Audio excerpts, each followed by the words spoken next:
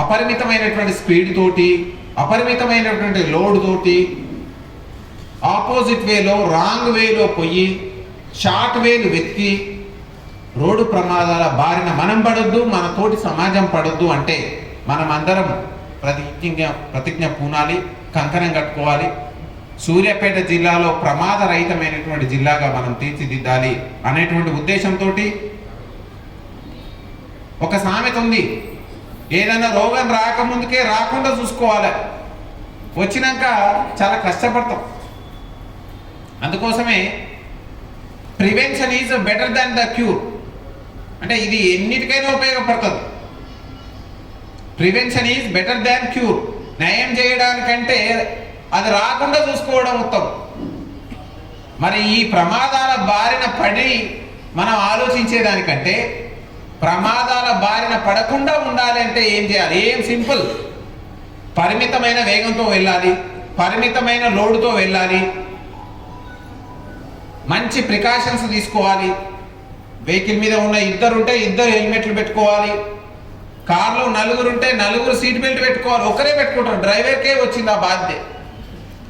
మరి నాకు ఇక్కడ ఉన్నటువంటి ఎర్టిగా డ్రైవర్స్ ఎవరున్నారో, ఇక్కడ ఉన్నటువంటి ఇంకా ఎవరైనా డ్రైవర్స్, కార్ డ్రైవర్స్ ఎవరైతే ఉన్నారో మీరు ఎన్ష్యూర్ చేయాలి. బండిలో కూర్చున్నారు అని అంటే మీరు పెట్టుకోవడమే కాదు, మీ తోటి ప్రయాణించే ప్రతి ఒక్కరు కూడా సీట్ బెల్ట్ పెట్టుకునేటట్టు పురమాయించండి.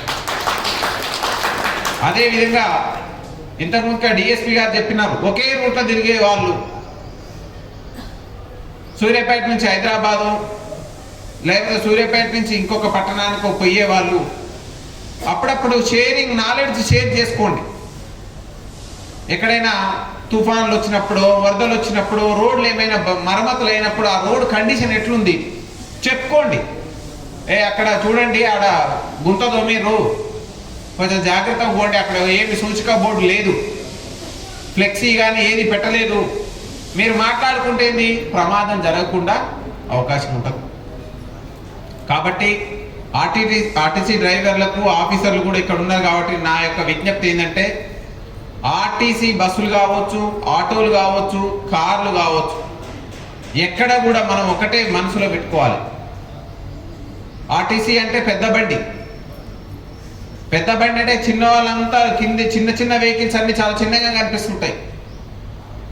వాళ్ళు ఒక పెద్దన్న లెక్క ఆలోచించి ఎప్పుడు కూడా వెనక వచ్చే వాళ్ళకు, ముందు వచ్చే వాళ్ళకు, పక్కన వచ్చే వాళ్ళకు ఎవ్వరికి కూడా నా వల్ల ఇబ్బంది కావద్దు అనే ఆలోచన చేయాలి. కానీ మనం most of the times RTC drivers ఏం చేస్తుంటారంటే, ఎక్కడ ప్రయాణికుడు చేతెత్తగానే అక్కడ ఆపేస్తుంటారు, ఎప్పుడు ఆపనంగానే అక్కడ ఆపేస్తారు, వెనక చూడట్లేరు, ముందర చూడట్లేరు, ప్రాపర్ డైవర్షన్ సిగ్నల్స్ వేయట్లేరు. మనకు సైడ్ లైట్స్ ఉంటాయి, ఎక్కడైతే లెఫ్ట్ టర్న్, యూ టర్న్ తీసుకునేటప్పుడు వాటిని వాడట్లేము, ఈవెన్ కార్లు అయినా ఆటోలు అయినా. కానీ దయచేసి మనం చేసే ఒక యాక్టివిటీ, ఇప్పుడు మేము చిన్నగా ఉన్నప్పుడు చదువుకున్నాం, ఎప్పుడైనా రోడ్డు మీద ప్రయాణం చేసేటప్పుడు ఆల్వేస్ కీప్ లెఫ్ట్ అన్నాం. చిన్న వెహికల్ ఎప్పుడు లెఫ్టే ఉండాలి. ఆటో డ్రైవర్స్ కూడా ఏం చేస్తారు, ఫస్ట్ లేన్లోకి వచ్చేస్తారు. హైవే మీద మనం కొంత పరిమితమైనటువంటి వేగంతో పోయేవాళ్ళు హైవే 100 కిలోమీటర్ల హైవే పర్మిషన్ ఇస్తే, ఎర్టిగా డ్రైవర్స్ కావచ్చు, ఇంకోరైనా 100 పోర్లేం అన్నప్పుడు ఏం చేయాలంటే కీప్ లెఫ్ట్, స్పీడ్గా పోయేటానికి ఇవ్వాలి. ఎందుకు?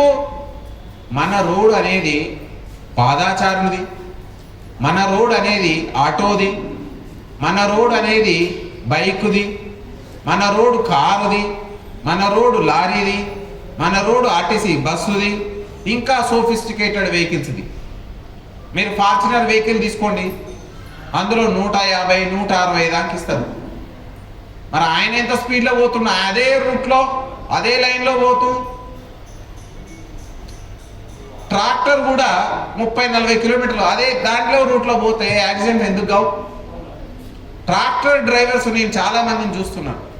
నేను ఐ రిక్వెస్ట్ డిఎస్పీ గారికి, మీరు ఏదైతే అరవపల్లి లిమిట్స్ నుంచి ట్రాక్టర్స్ ఇసుక కొడుతున్నారో వాళ్ళందరూ ఒకరోజు కూసబెట్టైనా మీటింగ్ పెట్టండి.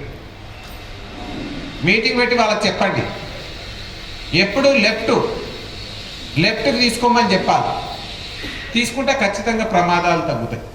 ఇక్కడ చూడండి, ఇంతకుముందుకే మన ఏఎంబీఏ గారు చెప్పినారు, మన సాయిరామ్ మెసేజ్ రహవీర్, మేము దీనికి సంబంధించి ఒక వీడియో కూడా చేసినాం. ఎక్కడైనా ఏదైనా ప్రమాదం జరుగుతుంది, మనం కూడా రోడ్డు మీద రహదారి వెంట వెళ్తూ ఉన్నాం, వెళ్ళినప్పుడు ఎవరైనా ప్రమాద బాధితుడు ప్రమాదం జరిగింది అంటే మనం ఇమ్మీడియట్లీ చేయాల్సినవి, ఫస్ట్ పని 108 కాల్ చేయడం, రెండో పని 100కి కాల్ చేయడం. మీరు ఎవరో చెప్పండి, నో వరీ, మీకు ఏం ఇబ్బంది కాదు, మీకు కేసులు కావు.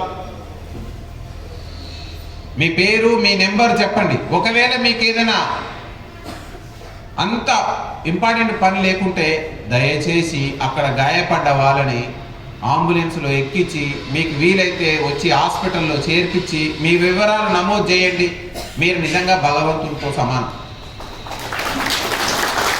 ఇంతకుముందుకు ఏమేగా తెచ్చే ఒక గిఫ్ట్ అనుకుంటాం, కానీ అంతకంటే పెద్ద గిఫ్ట్ ఏంటంటే మనం ఒక మనిషి ప్రాణాలను కాపాడినాము అనేటువంటి తృప్తి ఈ జీవితానికి ఉండిపోతుంది. దయచేసి అది అమ్మాయిలైనా అబ్బాయిలైనా డ్రైవర్లైనా స్త్రీలైనా ఎవరైనా అది ప్రధానం. రెండవది, ఇంకా ఎవరైనా ఉంటే ఆ చుట్టుపక్కల ఉంటారు, పంచర్ షాప్ ఆయన ఉంటాడు, పెట్రోల్ పంప్ ఆయన ఉంటాడు, ఇంకోరు ఉంటారు, వాళ్ళందరినీ ఆ ట్రాఫిక్ క్లియర్ చేయమని చెప్పండి. లోకల్ అసిస్టెన్స్ తీసుకోండి. పోలీసులు వచ్చినప్పుడు ఏ విధంగా జరిగింది నేరం, దానికి మీరు సహాయకారిగా ఉండండి. వాళ్ళనే మనం రహదారి హీరోలు అంటున్నాం, రహవీర్ అంటున్నాం. దానికి చట్టబద్ధంగా మీ మీద ఎలాంటి కేసులు కావాలని చట్టంలోనే పొందుపరిచినారు. హాస్పిటల్కి షిఫ్ట్ చేస్తే 1,50,000 రూపాయల దాకా ఉచిత వైద్యం అందించమని వైద్య శాఖకు చెప్పినారు. కాబట్టి ఇవన్నీ ప్రమాదం అయినాక మనం అంతా మాట్లాడుకునేది దేనికి, ప్రమాదం కాకుండా ఏం చేయాలి. రోడ్డు మీద ఎస్పెషల్లీ ఇల్లు ఉండేవాళ్ళు, హైవే మీద కావచ్చు, ఇంకా ఏదైనా ఉన్న కాడ చిన్న పిల్లలతో చాలా జాగ్రత్తగా ఉంటారు.